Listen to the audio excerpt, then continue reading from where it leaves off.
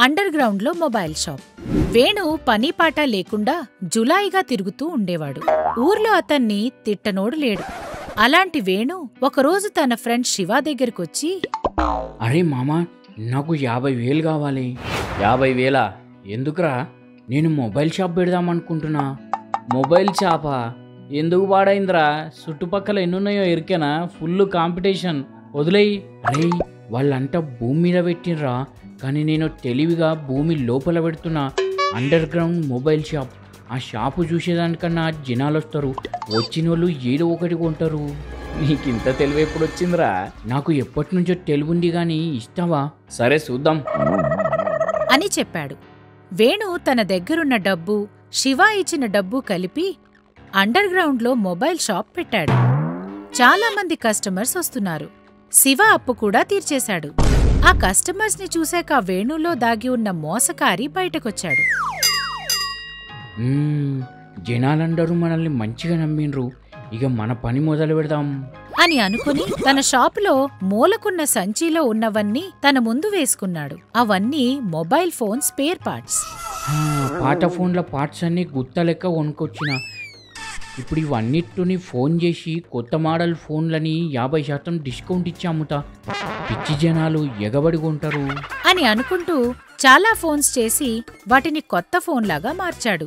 Mobile shop పైన sale 50% discount అని board పెట్టి మొబైల్ ఫోన్స్ అమ్మడానికి రెడీగా ఉన్నాడు. 50% డిస్కౌంట్ అనేసరికి చాలా మంది వచ్చి ఫోన్స్ కొన్నారు. ఒక్క రోజులోనే ఫోన్స్ అమ్ముడైపోయాయి. వారం 10 రోజులు బాగానే ఉన్నాయి. ఆ తర్వాత అన్ని ఫోన్లు హీట్ అయ్యి ఉబ్బిపోయాయి. అందరూ వేణు దగ్గరకొచ్చి,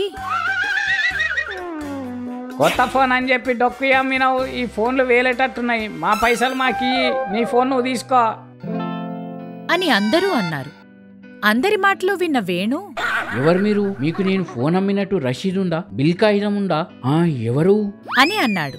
అందరూ ఆశ్చర్యపోయారు. అతన్ని ఏమీ చేయలేక అందరూ తిరిగొచ్చేశారు. అయితే వాళ్ళందరిలో శివ వాళ్ళ అన్న కూడా ఉన్నాడు. వేణు చేసిన మోసం గురించి తెలిసిన శివ వేణుకి బుద్ధి చెప్పాలని అనుకున్నాడు. ఒకరోజు వేణు ఇంట్లో ఉండగా అతనికి ఫోన్ రింగ్ అయింది. వేణు ఫోన్ లిఫ్ట్ చేసి, సార్ నమస్తే, మేము ఆడి షోరూమ్ నుంచి మాట్లాడుతున్నాం. మొబైల్ షాప్స్ లాటరీలా మీకు 1 కోటి విలువ చేసే ఆడి కార్ వచ్చింది. ఏంది? నిజమా? ఇచ్చేయండి కార్ అని చెప్పి ఫోన్ పెట్టేశాడు. వేణు వాళ్లు చెప్పిన అడ్రస్ కి వెళ్లాడు. అక్కడ సునీల్ అనే అతను ఆడి కార్ ముందు ఉన్నాడు. అతని దగ్గరికెళ్ళి, ఇదేనా నేను గెలిచిన కార్? అవును సార్, ఇది మీదే. అయితే తొందరగా తాళాలు ఇవ్వండి. మీకు తాళాలు ఇవ్వాలంటే మీరు 10 లక్షలు మాకు కట్టాలి. 10 లక్షలా? 10 లక్షలు ఎందుకు? అది మా రూల్ సార్. 10 లక్షలు డిపాజిట్ చేస్తే మీకు 1 కోటి రూపాయల కార్ ఇస్తాం అని అన్నాడు. కాస్త ఆలోచనలో పడ్డ వేణు, ఏ పోతే పోయినాయి 10 లక్షలు, 1 కోటి రూపాయల ఆడి కార్ వస్తుంది, ఇచ్చేద్దాం అని అనుకుని తన 10 లక్షలు తెచ్చి ఇచ్చి కార్ తీసుకుని ఇంటికెళ్లాడు. ఇంటికెళ్లిన 2వ రోజు ఆ కార్ తీసుకుని ఊర్లో రౌండ్ వేద్దామనుకుని తిరుగుతూ ఉన్నాడు. దారంతా గుంతలే. ఆ గుంతలకు కార్ డాన్స్ ఆడినట్టు ఆడింది. దాంతో ఆ 4 టైర్లు 4 వైపులా వెళ్లిపోయి కారు నడి రోడ్డు మీద ఉండిపోయింది. అది చూసి వేణు ఆశ్చర్యపోయాడు. వెంటనే ఆ కార్ తనకిచ్చిన సునీల్ కి ఫోన్ చేశాడు. హలో, ఏందయ్యా ఇది? 10 లక్షలు తీసుకుని పాత డొక్కు కారుకు రంగేసిస్తావా? అసలు ఏమనుకుంటున్నావు నువ్వు అని గట్టిగా అన్నాడు. కాని అవతలున్నది సునీల్ కాదు, శివ. వేణు మాటలన్నీ విని, మరి నువ్వు పాత ఫోన్ పార్ట్స్ అన్నీ కలిపి కొత్త ఫోన్ అని చెప్పి అమ్మినప్పుడు ఏమైంది? అది మోసం కాదా? శుద్ధపూస లెక్క మోసం చేస్తావా అని మాట్లాడుతున్నావు. నువ్వు చేసిన మోసమే తిరిగి నీకు వచ్చింది. ఇక నన్న బుద్ధిగా ఉండు, లేదంటే ఊరి జనం అంతా చెప్పులు అందుకొని కొడతారు. తప్పైపోయింది, నా డబ్బు నాకు ఇవ్వురా. నీ అబ్బా, అది నీ డబ్బు కాదు, జనాలను మోసం చేసి సంపాదించిన డబ్బు అది.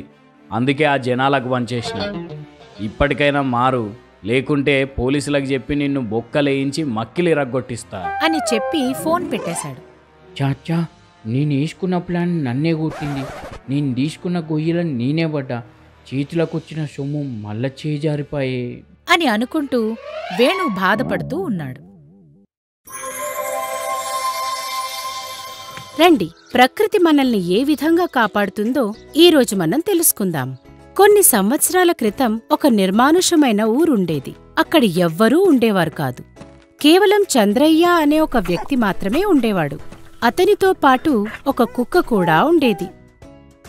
చంద్రయ్యకి ప్రకృతి అంటే చాలా ఇష్టం. ఒకరోజు చంద్రయ్య తన ఇంట్లో పడుకుని ఉండగా అప్పుడు ఒక పక్షి ఎగురుకుంటూ వచ్చింది. వచ్చి ఇంట్లో ఒక మూలనున్న కుండ మీద వాలి అందులో నీళ్లు తాగుతోంది.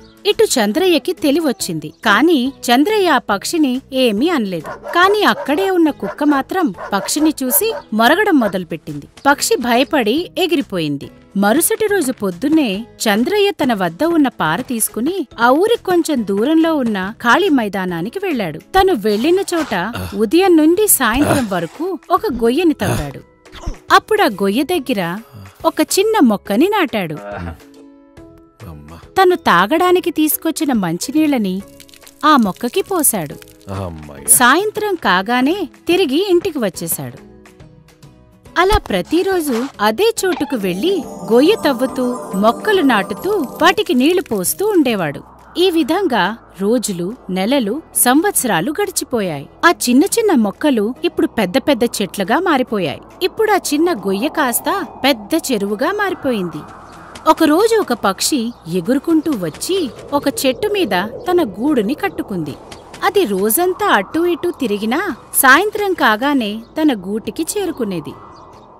ఇక్కడ చంద్రయ్యకు ఏదో తెలియని వ్యాధి సోకింది. అతని ఆరోగ్యం పూర్తిగా చెడిపోయింది. ఒకరోజు రాత్రి చాలా పెద్ద వాన కురిసింది. ఆ వర్షానికి చంద్రయ్య తవ్విన గొయ్య నిండిపోయింది. అదిప్పుడు ఒక చిన్నపాటి చెరువులా మారిపోయింది. ఇక దాని చుట్టూ చిన్న చిన్న చెట్లు మొలిచాయి. చంద్రయ్య నాటిన మొక్క ఇప్పుడు మహావృక్షంగా మారిపోయింది. ఆ వృక్షం మీద చాలా రకాల పక్షులు గూళ్లు కట్టుకుని ఉంటున్నాయి. ఒకరోజు మొదటిగా గూడు కట్టుకున్న పక్షి వచ్చి చంద్రయ్య మీద ఏవో ఆకులు వేసి వెళ్ళిపోయింది. చంద్రయ్య ఆ ఆకులతో రసాన్ని చేసుకుని తాగాడు. ఇక ఇలా ఒక 10 రోజుల పాటు కొనసాగింది. 11వ రోజు ఆ పక్షి ఇక రాలేదు. ఇప్పుడు చంద్రయ్య ఆరోగ్యం కూడా బాగుపడింది. చంద్రయ్య తను గొయ్యి తవ్విన చోటికి వెళ్లి చూసేసరికి అక్కడంతా పచ్చదనంతో నిండిపోయింది. ఆ మహావృక్షం మీద రకరకాల పక్షులు గూళ్లు కట్టుకుని ఉంటున్నాయి. చంద్రయ్యని చూసిన కొన్ని పక్షులు ఎగురుకుంటూ వచ్చి చంద్రయ్య మీద వాలి కృతజ్ఞతలు తెలుపుకున్నాయి. ఇప్పుడా ఊర్లో చంద్రయ్య ఒక్కడే లేడు. అతనితో పాటు చెట్లు, పక్షులు, జంతువులు కూడా ఉన్నాయి. దాదా టీవీ ఇటువంటి మరికొన్ని అద్భుతమైన కథల కోసం చూస్తూ ఉండండి.